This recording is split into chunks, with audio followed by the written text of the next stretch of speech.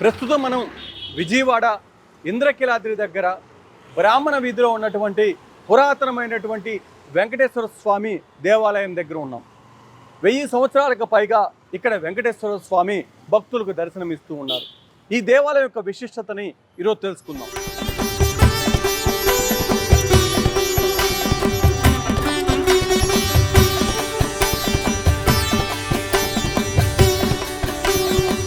ఓం నమో వెంకటేశాయ. శ్రీ వెంకటాచలాధీశం శ్రియాధ్యాసిత వక్షసం శ్రితచేతన మందారం శ్రీనివాసమహం భజే. కలియుగంలో వెంకటేశ్వర స్వామి భక్తులందరినీ కూడా రక్షించే నిమిత్తంగా అవతరించినటువంటి దివ్యమైనటువంటి అవతారం శ్రీ వెంకటేశ్వర స్వామి.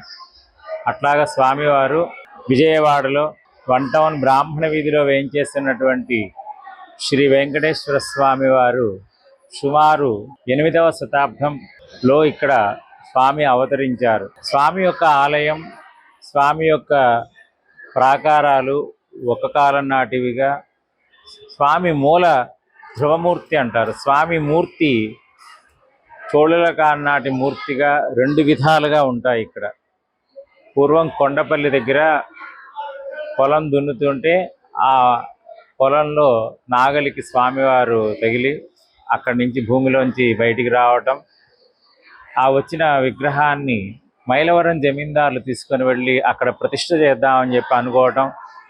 ఈ ప్రాంతానంతా కూడా మైలవరం వాళ్ళు జమీందారులు పరిపాలించే సమయంలో స్వామి ఆవేశంగా ఒక భక్తుడికి రూపంలో వచ్చి, నేను కృష్ణానది తీరంలో దేవాలయం ఉంది, అక్కడ నన్ను తీసుకువెళ్ళి ప్రతిష్ఠ చేయండి అని ఆదేశించడం. దాని ప్రకారంగా అక్కడి నుంచి స్వామివారిని ఇక్కడికి తీసుకువచ్చి ప్రతిష్ఠ చేశారు. స్వామి యొక్క ధ్రువమూర్తి భంగిమలు కానీ, శిలాతోరణం మీద ఉన్న లలిత కానీ, స్వామి పాదాల దగ్గర అమ్మవార్లు శ్రీదేవి భూదేవి అమ్మవార్లు ఉంటారు. వాళ్ళు స్వామి భంగిమ ఉంటుంది. వెంకటేశ్వర స్వామి అంటే 2 కాళ్ళు సమానంగా పెట్టుకొని ఉంటారు. కానీ ఇక్కడ రాముడు ఎట్లయితే ఒక కాలు వెనక్కి ముందుకు పెట్టుకొని భంగిమతో ఉంటారో అట్లాగా వెంకటేశ్వర స్వామి, ఇక్కడ ఉన్నటువంటి వెంకటేశ్వర స్వామి త్రిభంగిమ అంటారు. ఆ భంగిమలో ఉంటారు ఇక్కడ.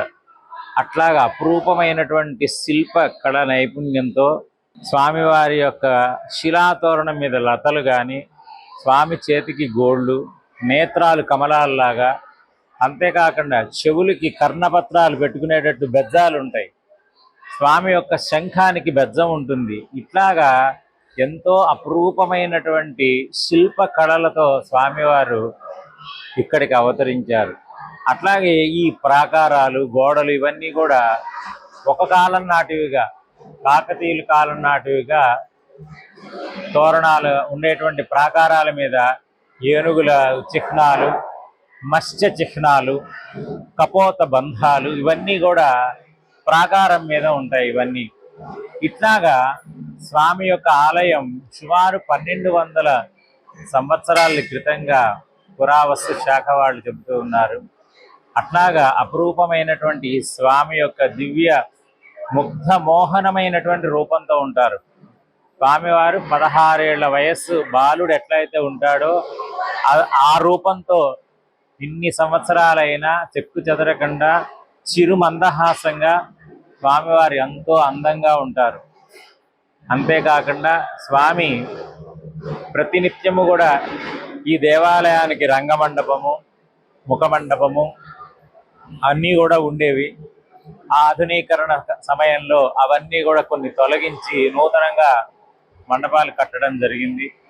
ఆ తర్వాత ఇంత అధునాతమైనా కూడా ఈ రోజుకి కూడా మాఘ పాల్గొన మాసాల్లో సూర్యకిరణాలు స్వామివారి పాదాల మీద పడతాయి.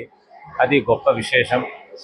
అంతేకాకుండా స్వామివారు ఇక్కడికి కావాలని ప్రత్యేకంగా విజయవాడ నగరానికి వేయించేశారు. ఏషస్య ఇంద్రకీల త్రిభువన శేషశైల సాక్షాత్ పూత శ్రీ కృష్ణవేణి త్వియమపి విమలా శాపనాసాగాస అస్మత్ సౌకర్యహేతో ఇహ విజయపురే సంస్కృతస్య. శ్రీభూ నీలా సమేతంగా స్వామివారు ఇక్కడికి వేయించేశారు. తిరుమలలో స్వామి 7 కొండలు ఎక్కితే కానీ ఆయన యొక్క దర్శన భాగ్యం మనకి కలగదు. కానీ స్వామివారు మనకి ఇంద్రకీల పర్వతం ఉన్నా కూడా కొండ మీద వెలవకుండా స్వామి కొండ కిందనే, అంటే వచ్చేటువంటి భక్తులు శ్రమ పడకుండా చక్కగా సులభంగా ఆయన దర్శనాన్ని చేసుకొని ఆయన అనుగ్రహానికి పాత్రులవ్వాలని చెప్పి అంతటి దయామూర్తిగా స్వామి కింద వెలిశాడు. అంతేకాకుండా అక్కడ ఆకాశగంగా ఎట్లా అయితే ఉందో ఇక్కడ కృష్ణవేణి నది ఉంది, అక్కడ వెంకటాచల పర్వతం ఎట్లాగో ఇక్కడ ఇంద్రకీల పర్వతం అట్లాగా భక్తుల యొక్క సౌకర్యం కోసం, వాళ్ళని సులభంగా అనుగ్రహించడం కోసం ఇక్కడికి ఈ విజయనగరానికి, విజయవాడకి ఆ స్వామి వేంచేశాడు. అట్లాగా భక్తులకి కల్పతరువై వాళ్ళ యొక్క ఇష్టకామ్యాలని నెరవేరుస్తూ స్వామివారికి మాఘమాసంలో బ్రహ్మోత్సవాలు, శ్రావణ మాసంలో పవిత్రోత్సవాలు, ప్రతి శ్రవణ నక్షత్రానికి పంచామృత అభిషేకము, కళ్యాణము, ఇట్లాగా భక్తులందరి చేత ఆయన కైంకర్యాలు చేయించుకుంటూ వాళ్ళందరినీ కూడా వాళ్ళ కోరికలు తీరుస్తూ స్వామివారు కటాక్షిస్తున్నాడు. విజయవాడ నగరంలో ఎంతో అతి పురాతనమైనటువంటి దేవాలయాల్లో ఈ వెంకటేశ్వర స్వామివారి దేవాలయం ప్రాచీనమైనది. కాబట్టి భక్తులందరూ కూడా స్వామిని కనులారా దర్శించి ఆయన్ని సేవించిన వాళ్ళందరికీ కూడా ఆయురారోగ్యాలు, భోగ భాగ్యాలు, ఇష్టకామ్యాలన్నీ కూడా నెరవేరుస్తాడు. ఓం నమో వెంకటేశాయ.